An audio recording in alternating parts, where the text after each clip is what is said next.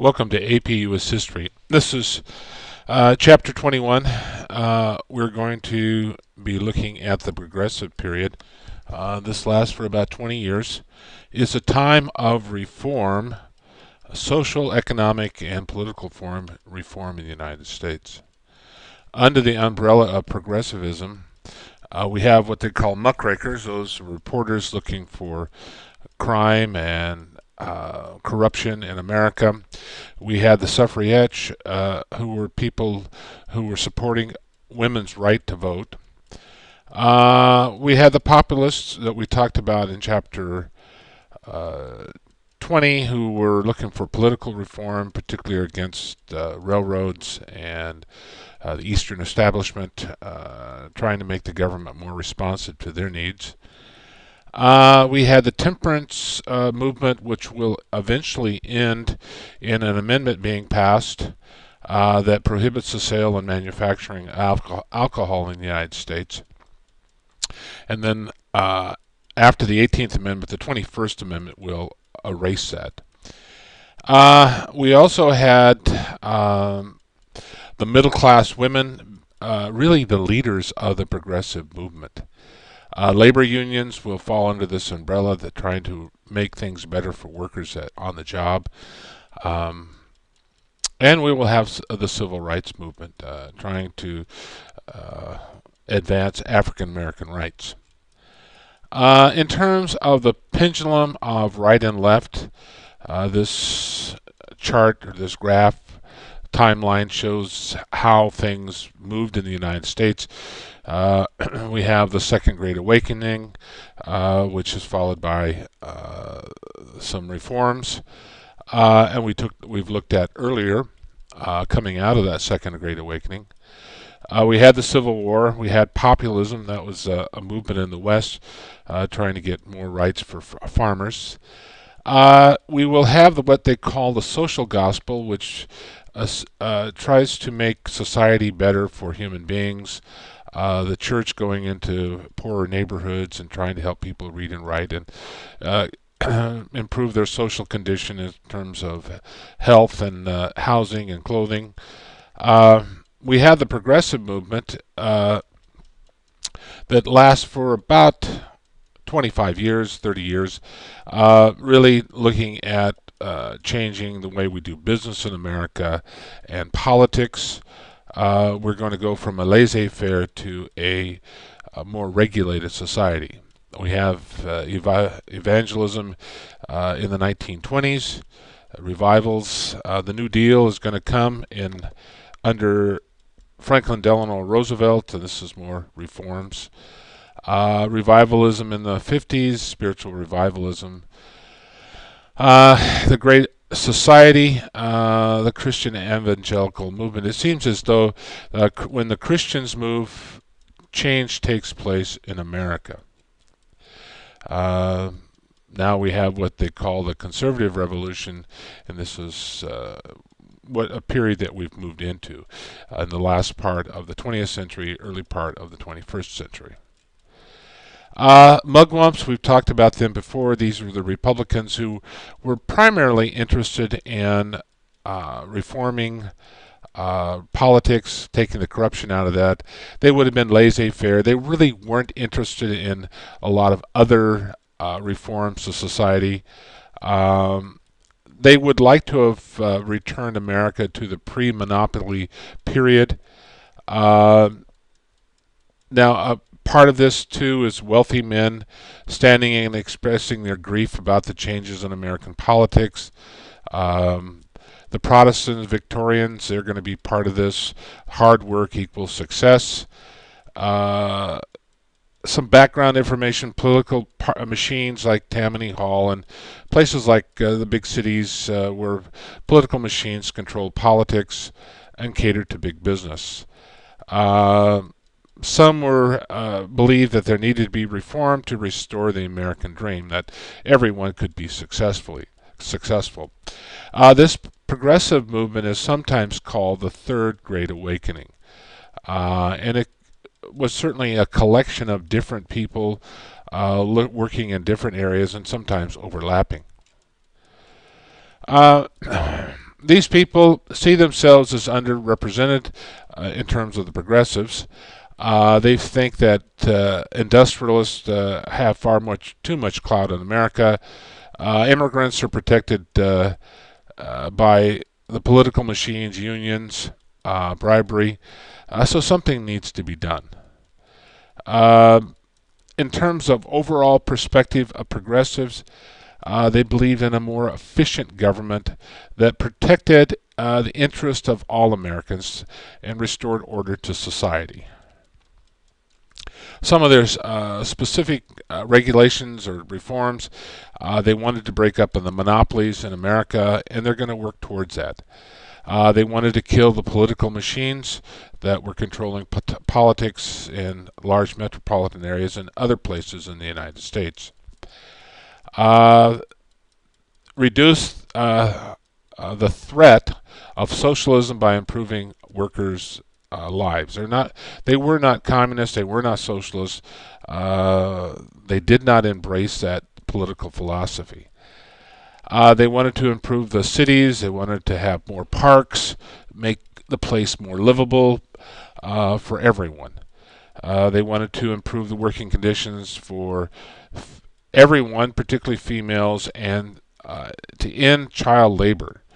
They needed consumer protection from the big business who were gouging customers and producing unsafe products.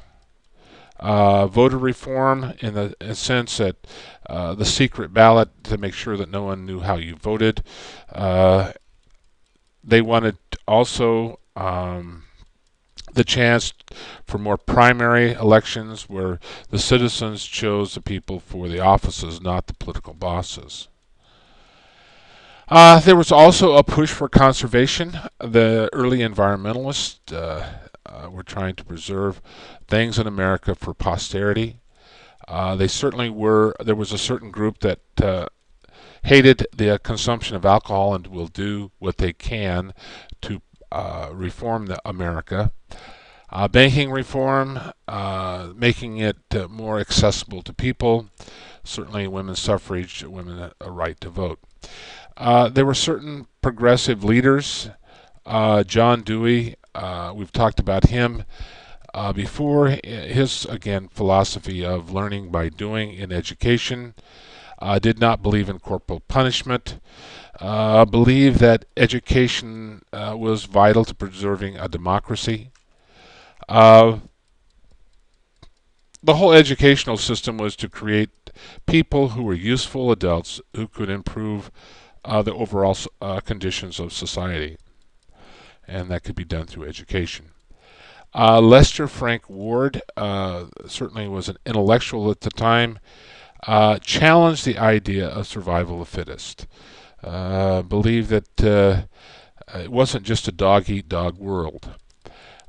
He argued that the nature of people to control and change their social environment was necessary, that it all wasn't by chance. It was the role of government to shape society's destiny through legislative action. Richard Ely, he was an economist who also pushed the social gospel, making things good for all Americans. Charles Beard looked at corruption in city government and the need to reform that. Jacob Riis is someone you'll have to know. He talked about the conditions in the city, how horrible they were, and the fact that things needed to be changed.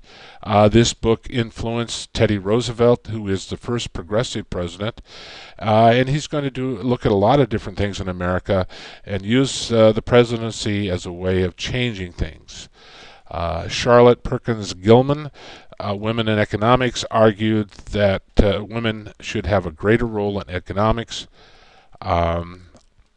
Called for women to abandon their dependent status, get out there and prove themselves in the world of work. A term, and by the way, this is a secret word for this video, and that is muckrakers. These these names were given to people, journalists, by Teddy Roosevelt in a speech who were always looking for the worst in society. They were always raking up the muck. This particular term muckraker comes from Pilgrim's Progress, and if you've read that, it talks about a spiritual journey, and there were a group of people who were always raking up the muck. They were called the muckrakers, so trying to get that exposed and swept out of America. So they were trying to expose evils in society. Lincoln's Steffens, The Shame of the Cities, again showed corruption between big business and city government, and the favoritism. Ida M. Tarbell exposed the evils of Standard Oil run by Rockefeller. Also, she was an push for anti-lynching laws in America. Many of these people were not just single-issue people, but they were multi-issue. They had other things that they fought for. Upton Sinclair wrote The Jungle, which exposed the unhealthy meatpacking industry, which inspired the Meat Inspection Act and the Pure Food and Drug Act by Teddy Roosevelt in 1906. John Spargo, The Bitter Cry of the Children, again exposed the abuses of child labor. Frank Norris wrote The Octopus, which showed how railroads were controlling wheat farmers in California. Someone that you will have to know is Jane Addams. She established the Hull House in Chicago, which was to help poor immigrants make the transition into American society. They gave an opportunity to have a place to stay and had adequate food. In the meantime, learning the language and training themselves so they could get a job. This started what was called the Settlement House movement, essentially welfare for the poor. Public would be funded. These settlement houses would be not funded by the public dollars, but by private dollars. Francis Kelly, again, another person championing the welfare of women, blacks, and consumers.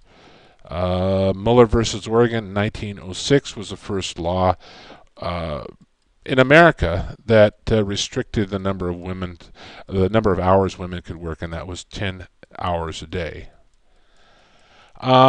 Robert La Follette, the Wisconsin Experience. He was the governor of Wisconsin, and he helped destroy the political machine there. He was a reformer. He regulated the public utilities so that they would be charged a fair price.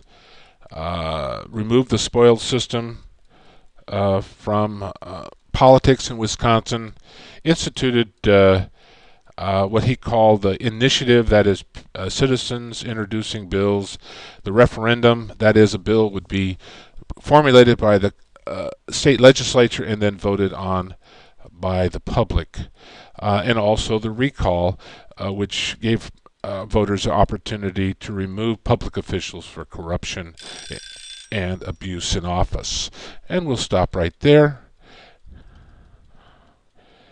Next time.